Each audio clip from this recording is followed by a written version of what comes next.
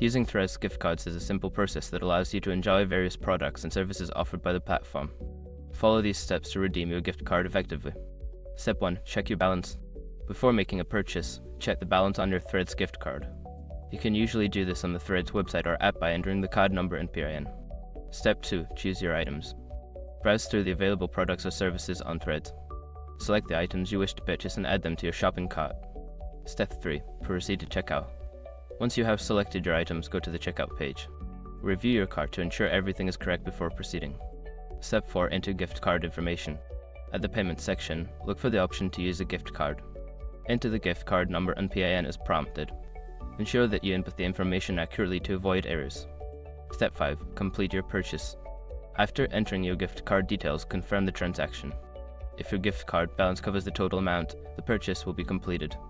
If not, you may need to pay the remaining balance using another payment method. Enjoy your shopping experience with Threads.